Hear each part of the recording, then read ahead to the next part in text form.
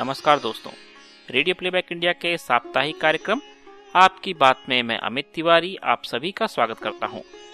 दोस्तों, पिछले सप्ताह प्रकाशित हुए कार्यक्रमों के बारे में आप लोगों ने जो टिप्पणियां लिख भेजी थी, उनमें से कुछ चुनिंदा टिप्पणियां मैं आप सबके सामने रख रहा हूं।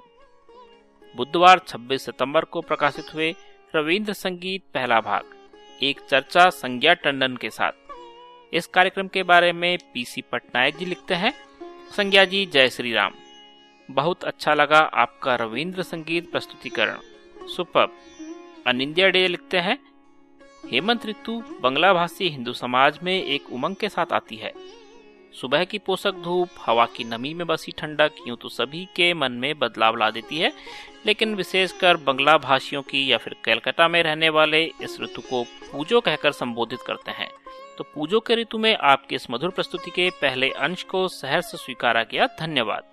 संज्ञा जी, एक विशेष बात, कवि गुरु रविंद्रनाथ ठाकुर की सभी रचनाएं उन्हीं के द्वारा स्वरबद्ध भी की गईं और उनके उपयोग की विधि एवं परिप्रेक्ष्य भी उन्हीं के द्वारा निर्धारित किया गया। अब उनकी रचना को गाने या कविता पाठ करने के लिए भी नीति निर्धारित है। वो जिनके आवाज में सुर और लय तो अवश्य हो, साथ ही मिठास और गंभीर, भारी, वजनदार, जिसे भी उचित समझे, को कवि गुरु ज्यादा पसंद किया करते थे। आपकी आवाज उन्हें खूब भाती, शायद कहीं से सुनकर खुश हो रहे हों। अनिंदिया जी, आपने बहुत बढ़िया बात लिखी है। संज्ञा टंडन जी का प्रस्तुतिकरण है ही लाजवाब।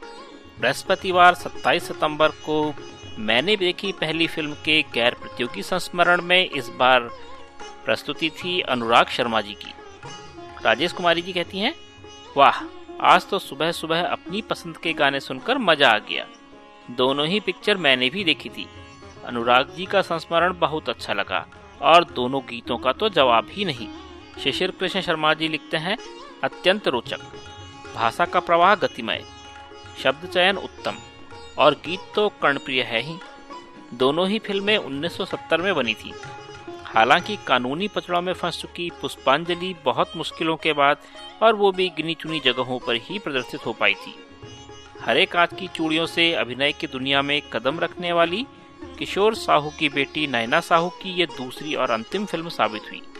रश्मि रवीजा लिखती हैं, बहुत ही खूबसूरती से लिखा संस्मरण। बचपन की ये यादें मानस पटल पर इस तरह अंकित होती हैं कि कभी धुंधली ही नहीं पड़ती। शुक्रवार 28 सितंबर शब्दों के चाक पर की 16वीं कड़ी में 2 विषय थे, मेहंदी लगे हाथ और उस बीज की तरास है।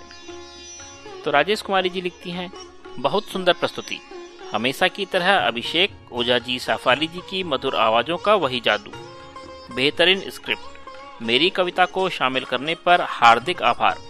सभी की कविताएं दिल में जगह बनाने में सफल हैं। इस प्रोग्राम से जुड़े सभी सदस्यों, विश्वदीपक जी, अनुराग शर्मा जी, वंदना जी, रश्मि जी, सभी को हार्दिक बधाई। गुंजन जी, वास्तव जी को सरताज कविता चुने जाने पर विशेष बधाई। इस शनिवार को प्रकाशित हुए सिने पहेली के 39वीं कड़ी में सुजोय जी ने सिने पहेली से संबंधित कुछ जरूरी बातें लिखी थी। सुजोय जी ने लिखा था, इस प्रतियोगिता के जवाब ईमेल द्वारा प्राप्त किए जाने की वजह से कुछ प्रतियोगियों ने इसकी पारदर्शिता पर प्रश्न चिन्ह लगाया है। जो प्रतियोगी भाग लेते हैं उनके शारीरिक अस्तित्व को लेकर भी संदेह व्यक्त हुआ है। हालांकि सिने पहेली के प्रस्तुतकर्ता इसमें खास कुछ नहीं कर सकते, पर आप सभी खिलाड़ियों से अनुरोध जरूर कर सकते हैं कि आप रेडियो प्लेबैक इंडिया के फेसबुक पेज से जुड़ें, ताकि आपके प्रोफाइल की जांच हो जाए और आप फेसबुक पर रेडियो प्लेबैक इंडिया से भी जुड़ जाएं। जो प्रतियोगी फेसबुक में हमसे जुड़ना नहीं चाहते और अपना परिचय गुप्त रखना चाहते हैं, उनसे निवेदन है कि सिने पहेली के ईमेल पते पर अपना फोन नंबर लिख भेजें। हम एसएमएस के द्वारा आपके परिचय की जांच कर लेंगे। आपका फोन नंबर गुप्त रहेगा।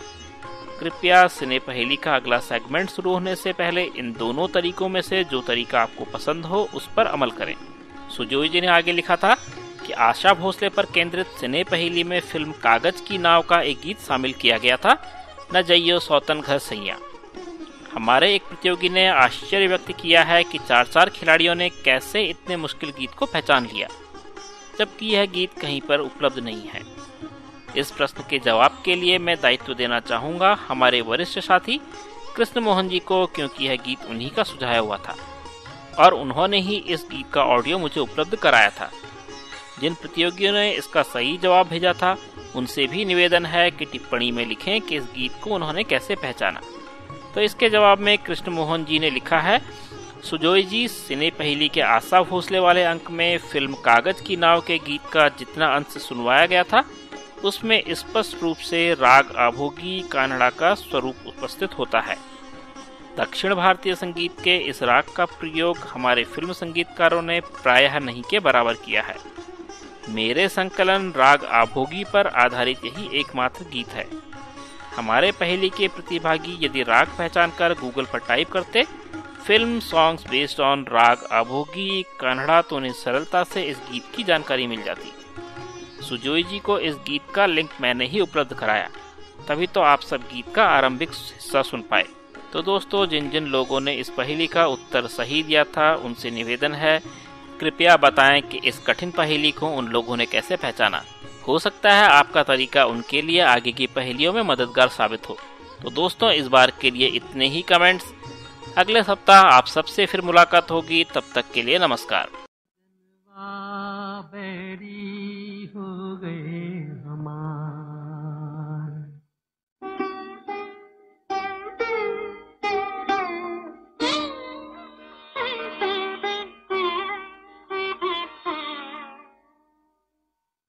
सजनवा बैरी हो गए हमार। चिट्ठिया हो तो हर कोई बांटे, चिट्ठिया हो तो हर कोई बांटे, भाग ना बांटे कोई, करमवा बैरी हो गए हमार।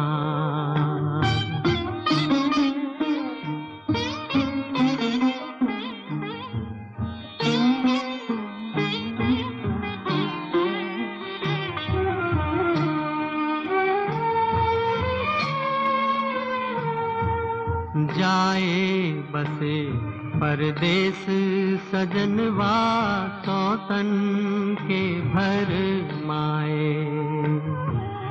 जाए बसे परदेस सजनवा, सौतन के भर माए। ना संदेश न कोई खबरिया, रुत आए रुत जाए। डूब गए हम बीच भंवर में, डूब गए हम बीच भंवर में, करके सोला पार, सजनवा बैरी हो गए हमार।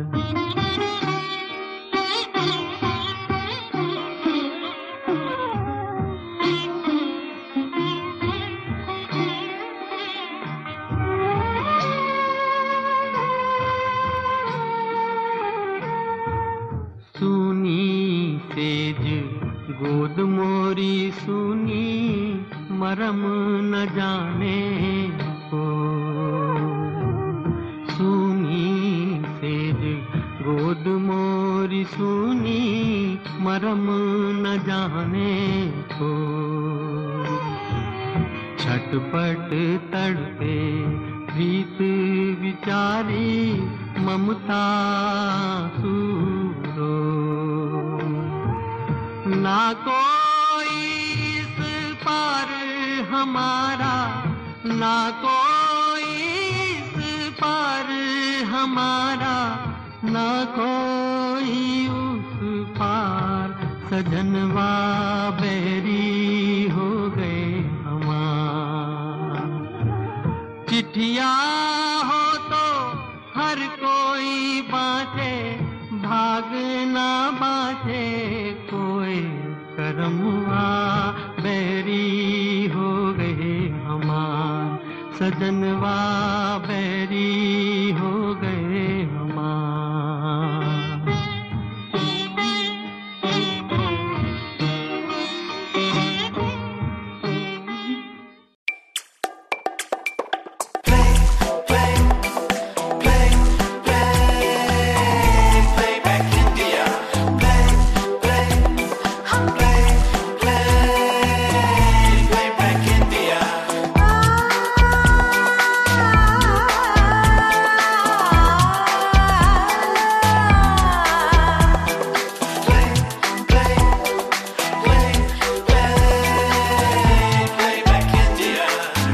Playback India.